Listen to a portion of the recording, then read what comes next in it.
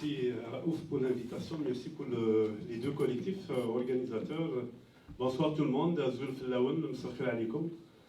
moi aussi, comme Idir, je ne vais pas tenir des propos académiques, je me sens intimidé sur ce plan à côté de l'islam.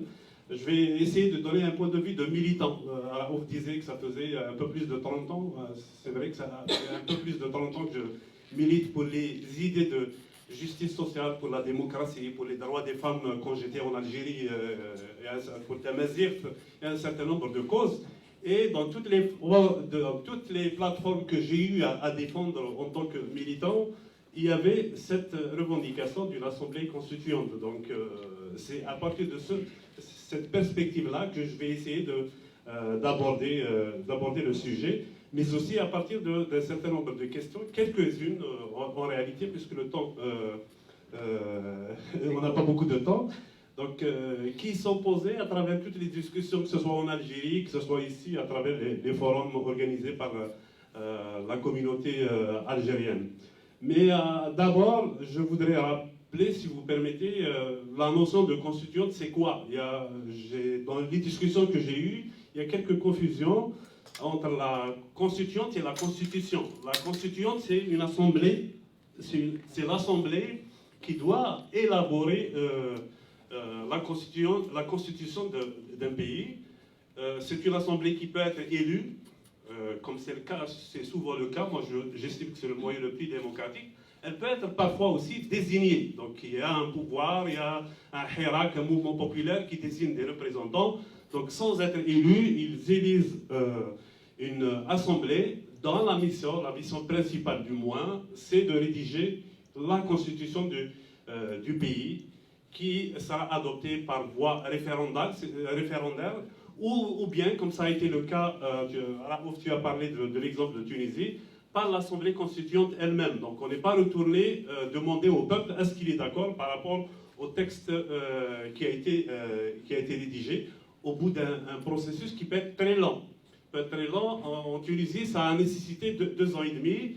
Et dans de pareils cas, en général, on donne aussi une autre mission à l'Assemblée constituante, une fonction de type législatif. Ça veut dire qu'en même temps qu'elle est chargée de rédiger un projet de constitution pour le pays, et en même temps, elle joue un rôle de contrôle du régime parce qu'elle doit, 2 ans c'est lent, le gouvernement il fait des politiques, il décide, il adopte parfois des lois, donc il a besoin d'un contrôle populaire et à ce moment-là, l'Assemblée constituante elle peut jouer aussi. Et dans ce cas-là, ça veut dire que l'Assemblée constituante, elle cumule un double rôle, un rôle constituant et un rôle législatif.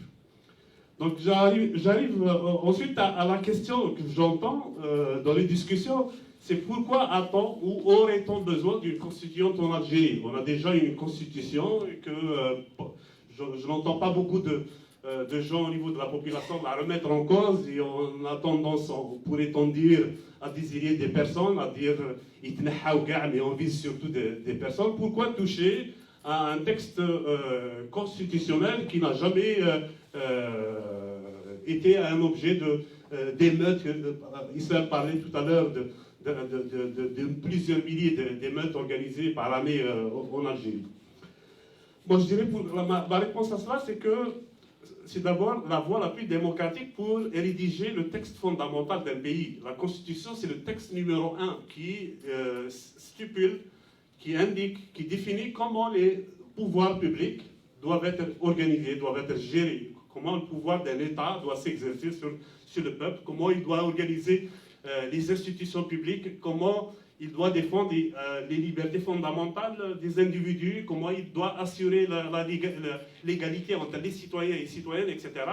Donc, permettre la rédaction d'un texte avec la légitimité du peuple, moi je pense que c'est fondamental.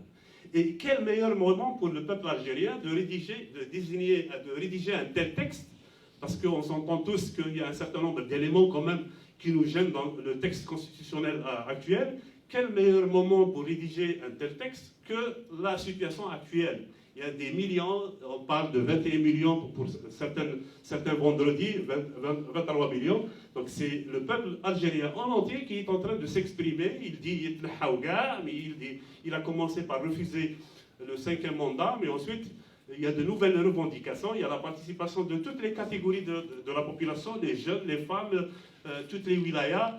Il y a, Idir et Islam l'ont rappelé tout à l'heure aussi, c'est qu'il y a une acceptation beaucoup plus grande de la diversité de la société algérienne. Donc quel meilleur moment pour l'Algérie, pour notre pays, de rédiger, d'appeler à l'organisation d'une assemblée, à une élection d'une assemblée constitutionnelle, de la constituante, pour discuter de l'élaboration d'un nouveau texte fondamental pour notre pays.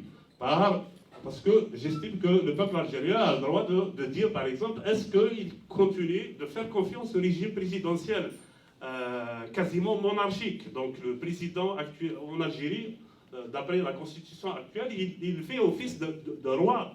On voit que, on se rappelle tous que l'ancien président a désigné Ouyahia comme chef du gouvernement, alors que Ouyahia n'était pas le chef de parti majoritaire issu des dernières élections. Même si on sait tous que ces élections-là ont été toujours caractérisées par de la fraude. Donc ce genre de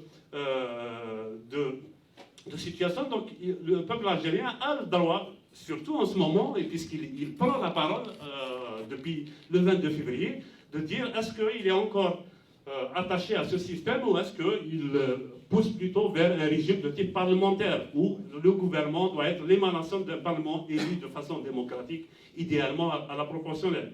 Est-ce que, par exemple, il estime que les droits fondamentaux, la liberté de conscience, les droits des femmes sont suffisamment protégés par la Constitution actuelle? Il peut dire oui, il peut dire non, et à ce moment-là, ces protections devront être renforcées.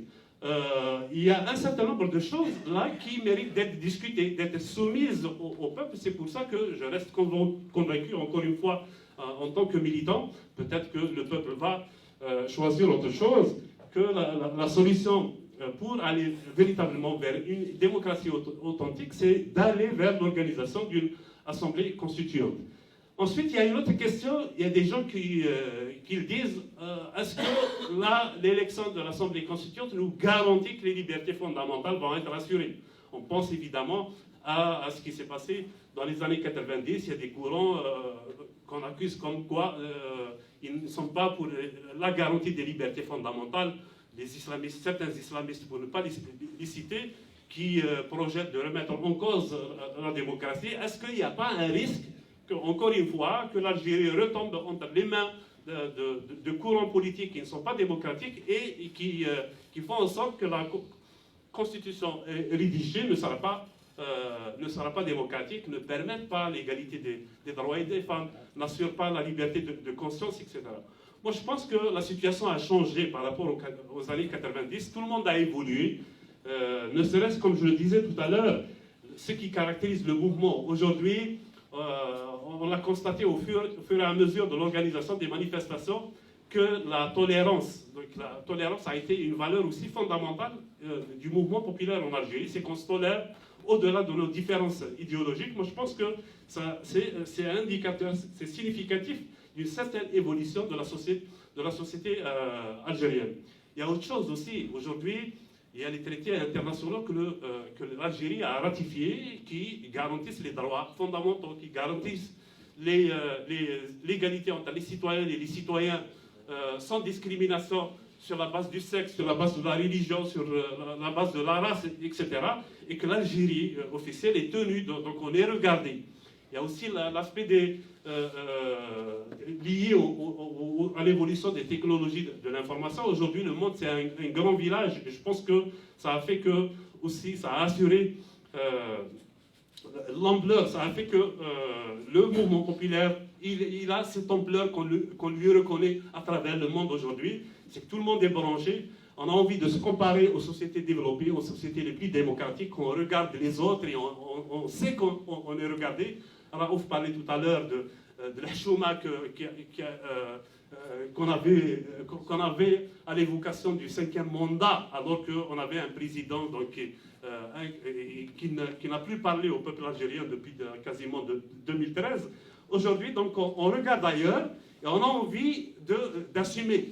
Donc je me dis, est-ce qu'en 2019, le peuple algérien ne mérite pas d'être aussi ambitieux que le peuple tunisien en 2011 ? En 2011, le peuple tunisien a décidé, donc, de façon souveraine, d'aller vers l'élection d'une assemblée constituante, et il l'a fait. Il l'a fait. C'est certes, la Tunisie connaît encore des difficultés, mais je pense qu'en matière de liberté, et cette valeur de liberté, évidemment, il faut poser la question à ceux qui ont été privés de liberté pour savoir qu'est-ce qu'elle vaut réellement. Je pense qu'elle est importante. Et le peuple tunisien jouit aujourd'hui de cette liberté, et je pense qu'il continue globalement de continuer sa marche vers la démocratie, vers la réalisation des aspirations de la révolution tunisienne. Merci.